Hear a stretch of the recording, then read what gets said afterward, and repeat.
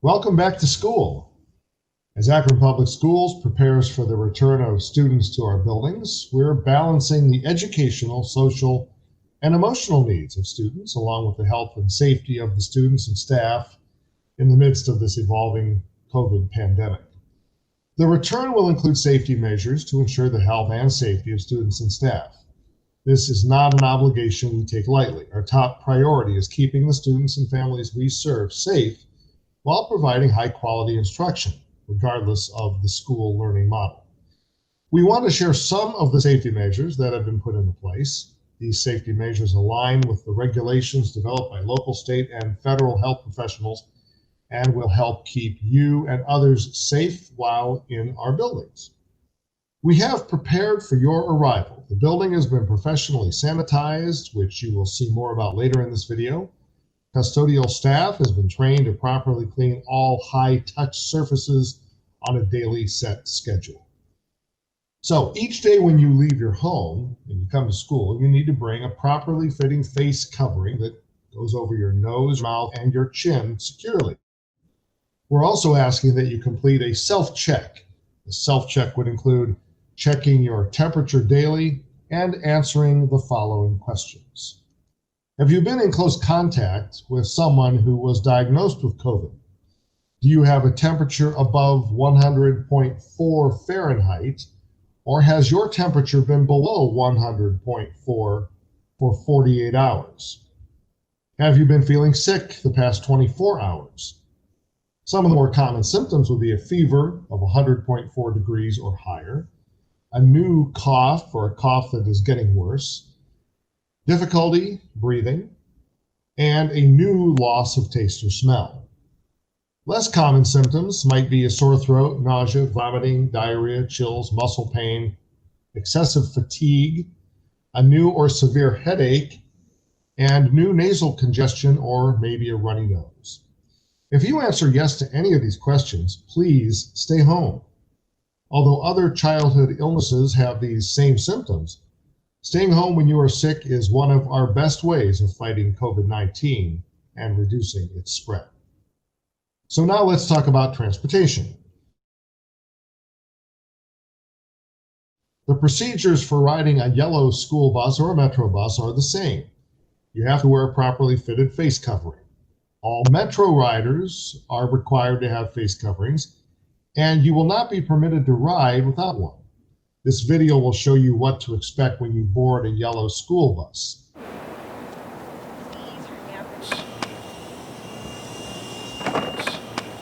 Good morning, Vicki. Don't forget your hand sanitizer. Proceed to your assigned seat, please. Good morning, Good Chris. morning. You don't have your face mask today, but that's okay because we have an extra one for you.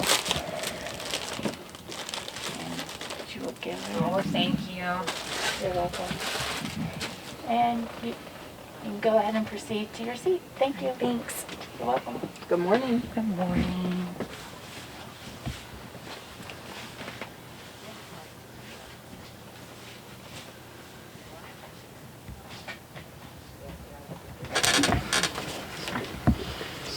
There we go.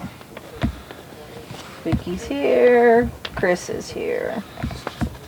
Okay.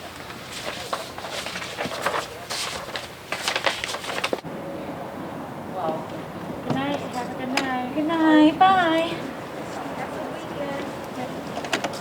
Good night. See you in the morning. You're welcome. Students riding a yellow school bus will have assigned specific seats that they have to sit in during the bus travel time, and the students have to stay in those assigned seats at all times. After the bus arrives, students will enter the building for breakfast. As you go into the school, you have to wear your face mask and keep it properly on your face throughout the time you are in the building.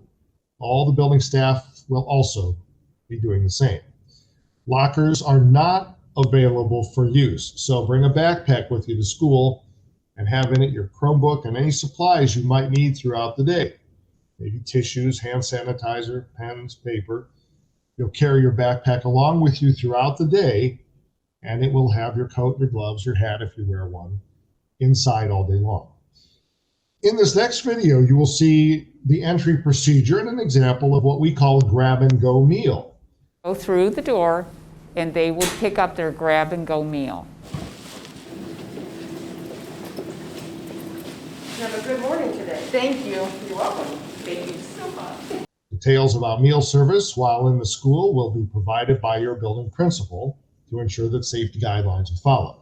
Also, know that for those students who remain in remote learning, our meals will still be handled the same way they have been since we started this, with pickups Monday through Friday from 11 a.m. to noon at select building locations.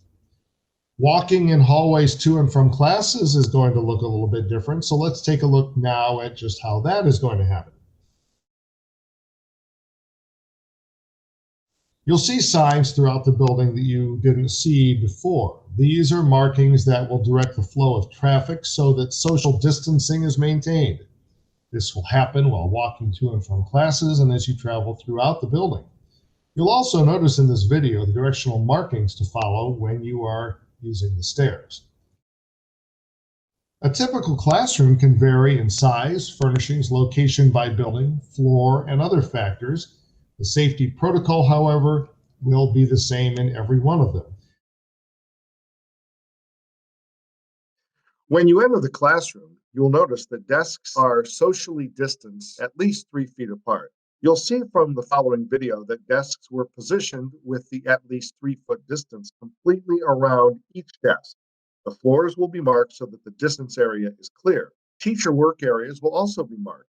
If you attend a science lab classroom, there will be only 2 students seated per table to ensure the appropriate social distance.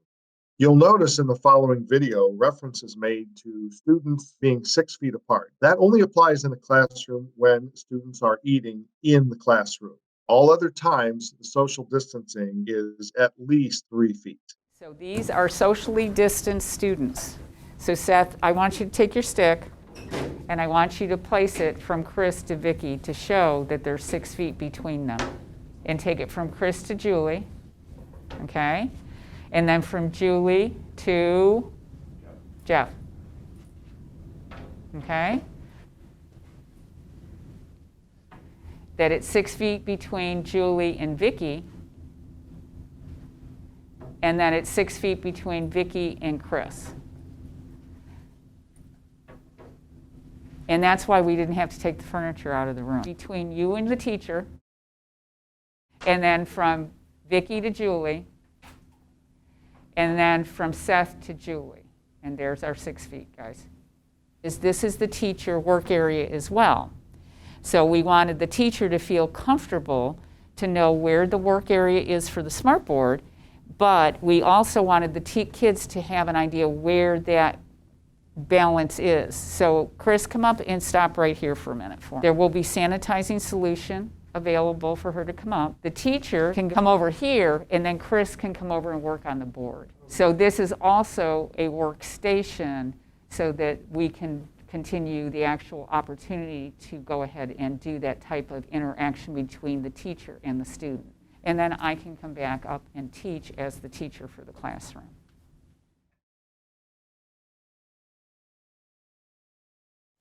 In a typical school year, students will first stop at their locker when they come into the building. And as mentioned before, this year is going to be different.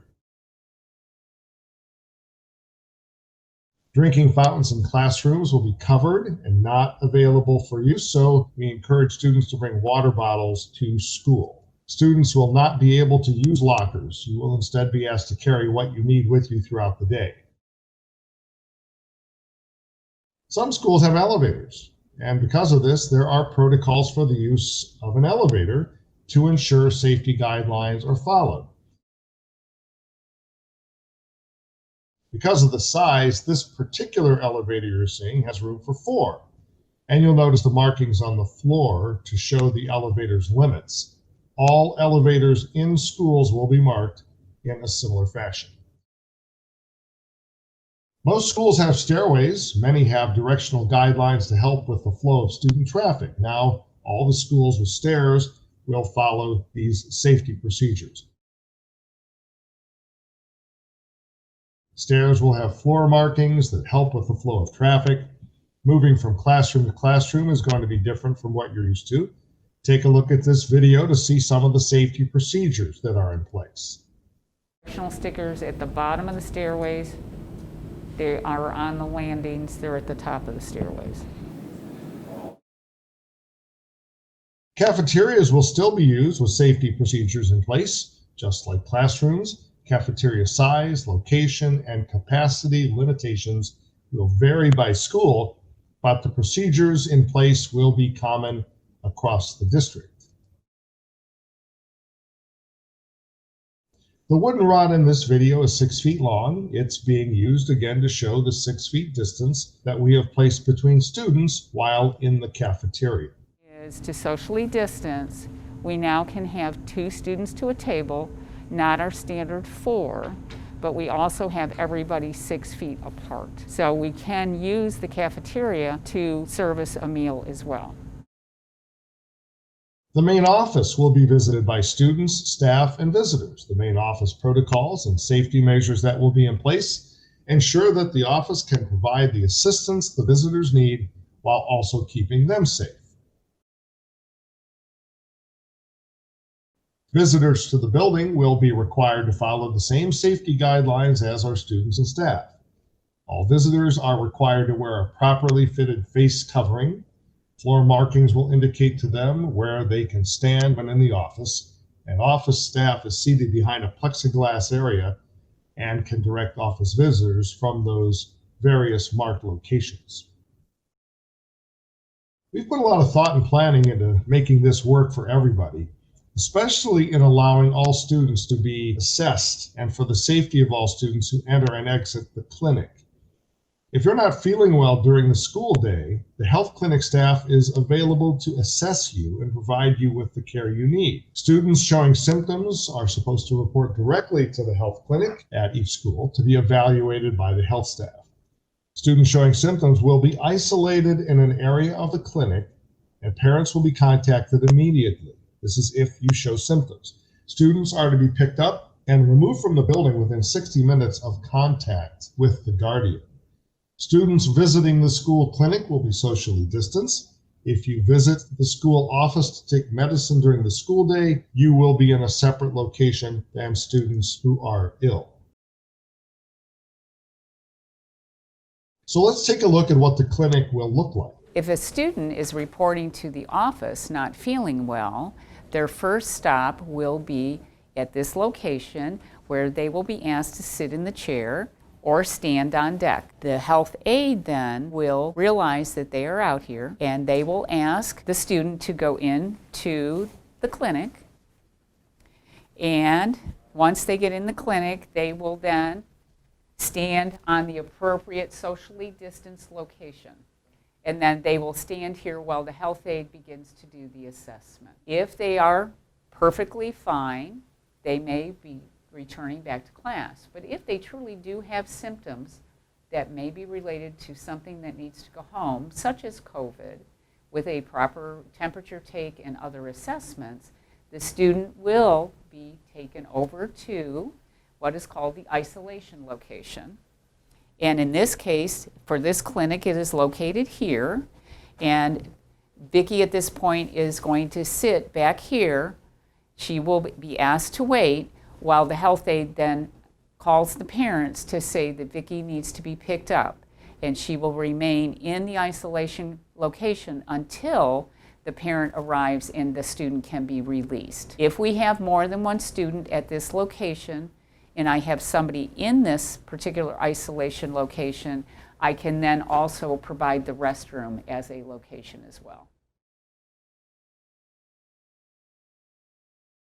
When it is time for students to go home for the day, they will load the bus the same way they did as when they got on the bus at the start of the day. The same safety procedures will be followed when students enter the bus at dismissal. So each day when you leave school and get on a bus, it doesn't matter which bus you ride, whether it's a city metro bus or a yellow school bus, you have to wear a face mask. It's required on both services. This video will show you what you can expect when you board one of our school buses. Students riding the yellow school bus, keep in mind, will have assigned seats, and you have to stay in them during the entire trip. If you are a walker or are picked up by someone, you'll follow the school pickup pattern that will be shared by your building principal with you. The pickup procedures may vary per building, but all will ensure that students are properly socially distanced. When school is not in session, in addition to regularly scheduled cleaning, a company that specializes in sanitation during COVID will sanitize and disinfect all APS facilities. Here is what the sanitation process looks like. This deep disinfection and sanitation is going to occur when students are not in the building.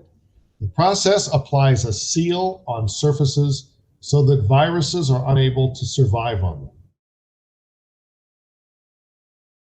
Students and families can visit our Learning 2020-21 site for information about the return to full-time in-person learning.